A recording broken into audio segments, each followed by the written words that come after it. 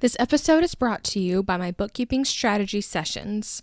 When it comes to your bookkeeping, you're probably in one of these three areas: doing it yourself, outsourcing some or all of your bookkeeping to a professional, or understanding what the reports mean and making better business decisions from that information.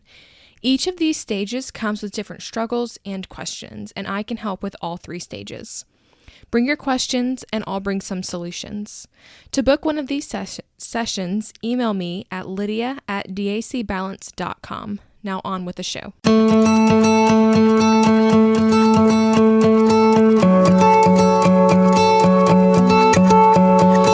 You've started a home-based service business and you've found that running a business is harder than it looks and more overwhelming than you ever thought it would be.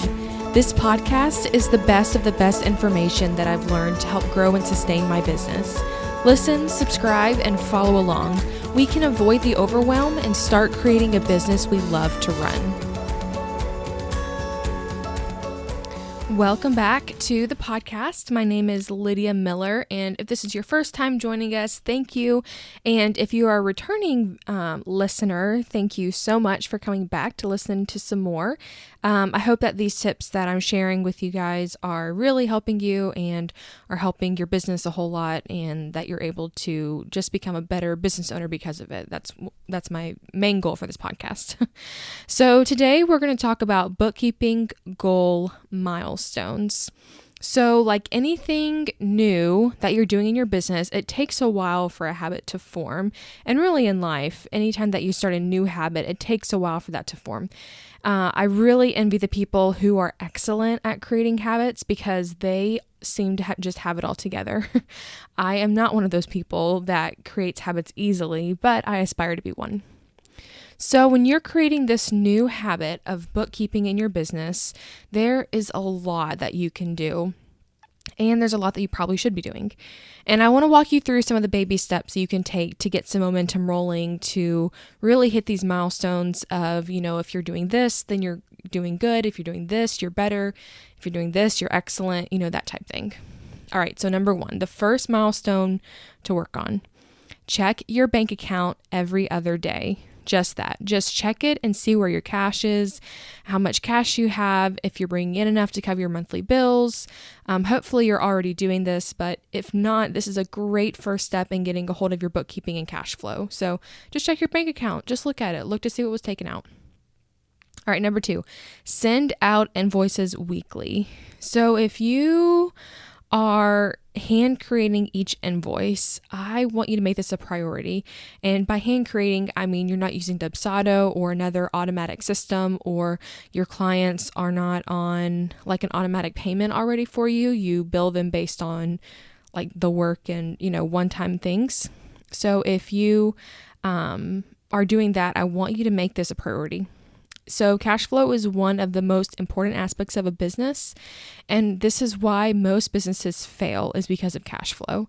You can send these invoices by email or by postal mail, doesn't matter. And I'd also add in sending reminders if someone hasn't paid and it's overdue. You want to make sure that you're sending out those reminders frequently. Don't go too crazy on the reminders if it's not due yet. But if someone is a few weeks behind, sending them a reminder email is a great idea. And if they're a few months behind, don't feel bad calling and asking, because sometimes invoices get lost in email, or they just get put in the spam folder by accident, or something like that happens. They don't even know that they owe you money. Hopefully this won't happen to you, but if it does, give your customers the benefit of the doubt. All right, number three. So we're already checking our bank account every other day. We're getting our invoices out, weekly, and we're sending reminders. So the next milestone is that you're paying your bills weekly. So if you haven't already made this a habit yet, do it. Make sure that you are paying your bills timely. No one likes to work with a company that doesn't pay their bills on time. And if you're writing checks, which yes, businesses still do this, I want you to set aside time once a week to go through all of your mail and bills and write checks and make payments, whether you're doing checks or payments online, doesn't matter. And if you are doing this online, most of the bills that you'll be getting are automatic, I'm assuming. So That's how it is with my business, since most of the things that I purchase are on a subscription, so they're automatically taken out of my account every single month. But either way, make it a point to make sure that you don't owe anyone money. And if you don't have enough money to cover those bills when they're due, make sure that you have a plan to pay, and you've communicated with the vendor, especially if you know them personally. You want to avoid late fees, and you don't want to damage that relationship with them by avoiding them and not paying. You just don't want to do that. All right, number 4. So again, we're checking our bank account every other day. We're sending out our invoices weekly. We're paying our bills weekly. All right, next, what do you think I'm going to say? You probably can guess it. Reconcile your books monthly. So you've heard me harp on this before, but truly you need to be doing this. And this is the telltale sign of books that are up to date and books that are not. So if you're not sure what this means, you can either Google instructions on how to do this based on the system that you're using, or you can be on the lookout for my DIY bookkeeping PDF coming out August 12th, where I will walk you through how to do this in QuickBooks and just show you what you should be doing. You can use the same instructions for the most part for other accounting systems because the principles are the same. Basically, the gist is that you are verifying that all the revenue and expenses have been recorded. I'm not going to go into too much more detail on that because we have talked about that several times already. You can go back to previous episodes and listen in on that as well. And number 5, so number 1, we're checking our cash, we're checking our bank accounts every other day. Number 2, we're sending out our invoices weekly. Number 3, we're paying our bills weekly. Number 4, we're reconciling our books monthly. And number 5, running our reports monthly. So now here I'm talking about your profit and loss and your balance sheet. You can go a step further and check your aging reports, which tells you who hasn't paid and how long it's been since you've sent them the invoice, things like that. There's different reports that you can run through QuickBooks or whatever system that you're using to give you really good information. This is important if you're low on cash, by the way, and want to know who to call and ask about payment is aging reports. But really, if you, for the most part, stick with your profit and loss and your balance sheet and look through those and kind of get a feel for what's going on, you can, tell how your business is doing.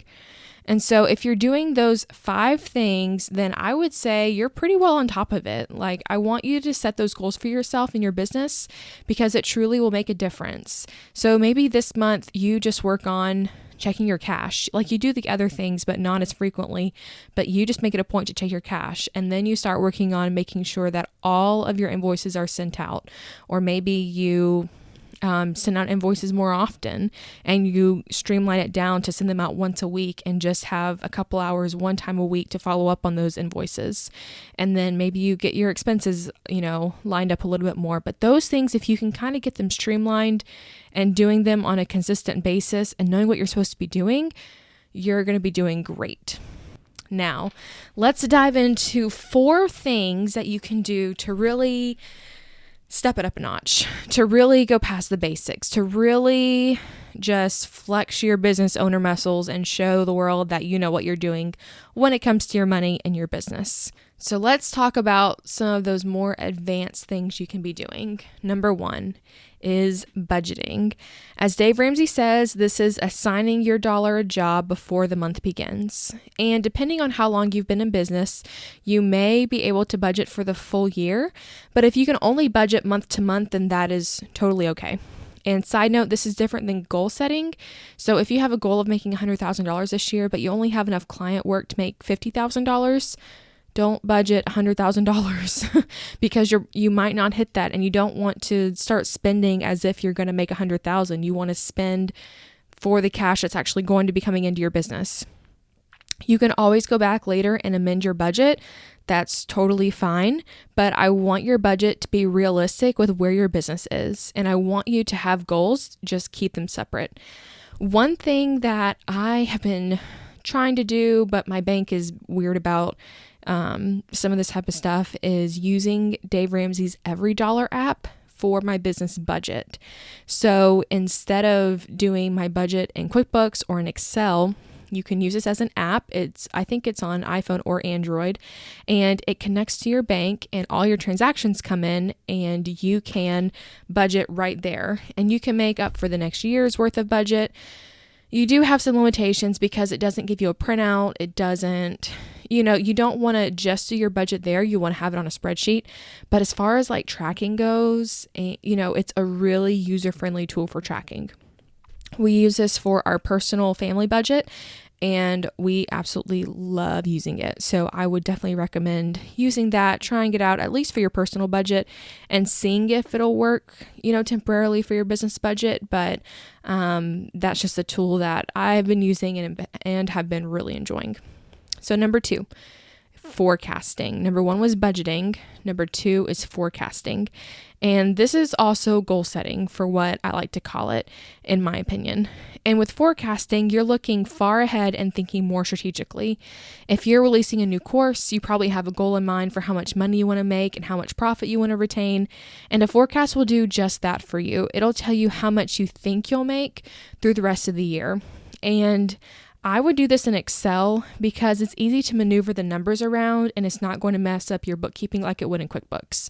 So if you're thinking, all right, so in the fourth quarter, I want to have 5 new clients at $1,000 a month. So that's an extra $5,000 each month. You can forecast that and say, this is where I'll be at the end of the year if I start adding on these clients, or if I start reducing these expenses, or if I add this employee on. You can really start to manipulate, like, okay, if I do this, what happens? If I do that, what happens? How is my business impacted? And you can really start to see, okay, like if I want to reach this $100,000 goal, how much do I need to bring in each month? Well, $8,333.33 every single month. So then you can see, okay, how many clients do I need? How can I get those clients? And you can kind of strategize a little bit more about how can I make that work in my own business. All right, number 3 is analyzing. So once you have your financials, you can compare them. You can do a lot of things with your financials. Don't just look at them and, put them in a drawer. Once you have your financials, you can compare the actual numbers to your budget, your realistic, the realistic numbers that you've set. You can compare the actual numbers to your forecast, your goal numbers, and you can look at your actual numbers to see how you actually did in the previous time frame. And so whenever you get to analyzing, you can look at your profit for each client or program, your overall growth, your expected growth, what's working, what's not working, how you're doing compared to last year, how you're doing compared to 2 years ago. If you're, trying to hit a certain growth, if you are, trying to find out, is having this program worth it, or is it dragging me down? Is it taking my resources away? You can look at a lot of those aspects as you're analyzing your business based on your financial statements. All right, number 4. So again, we're talking about these more advanced things you can be doing. So number 1 was budgeting. Number 2 is forecasting. Number 3 is analyzing. And number 4 is strategic planning. So you've done a budget, you've created a forecast, you've analyzed, and now you can take all of that and move into your strategic plan. Now, most business owners do this for different aspects of their business. I would highly recommend taking all of this information to your strategic planning meetings, even if it's just you in a coffee shop. I would still bring all of that with you to compare what the business wants to do with what is actually possible. And if your business wants to make a major technology upgrade, let's say you want to spend $10,000. Is there enough cash to do that? And what can you do to bring in more cash 3 months in advance to have enough to pay for it? Do you need to hire someone new? How much will their salary and benefits be? And how much will it cost to have another employee? And do you have the monthly cash flow to cover these expenses? How much ROI does the employee need to bring in to make their role worth having?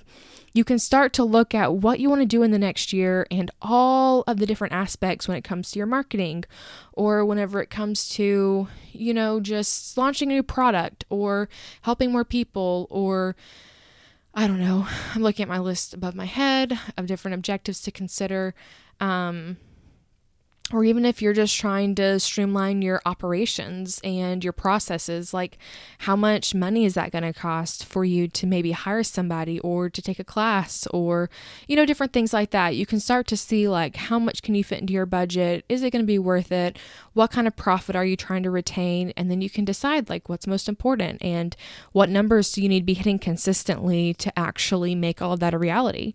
You can use your numbers for all kinds of things. So again, the 4 things that are going to be like the advanced, like high five, you are, buy yourself some ice cream. You're doing a great job. I'm thinking of ice cream right now because I'm pregnant and ice cream sounds really good right now. So anyway, number 1, budgeting. Number 2, forecasting. Number 3, analyzing. And number 4, strategic planning. So the last 4 are really going to be the cream of the crop. If you're able to do that, then you've hit some major milestones in using your numbers and growing your business. These things that I talked about have been very, very overwhelming for you, I want you to know that I feel the same way when someone talks to me about marketing or other things like that. So if you're not sure where to get started, please book a bookkeeping strategy session with me. I can meet you right where you are, and we can make a plan on the next step you need to take in using the financial information that you already have available. And if you're just trying to, just start with invoicing weekly, but you just need to know the systems to set that up, like I can help you with that. If you are working on reconciling monthly and trying to get that up to date, I can help you create a plan and know how to do that. And then if you're working on the higher things, I can definitely help you with that as well. So I would be honored to work with you. So to get started, you can email me at lydia@dacbalance.com with the problem that you're having, and we can discuss the best way to get to a solution. So next week, I will be sharing an episode titled How to See Gaps. And if you are ready to use your numbers to help your business, please subscribe to this podcast so that you will be notified when the next episode drops. I would love to connect with you. You can find me on Instagram at lydia.miller.mba and always by email at lydia@dacbalance.com. So until next time, go and make it happen.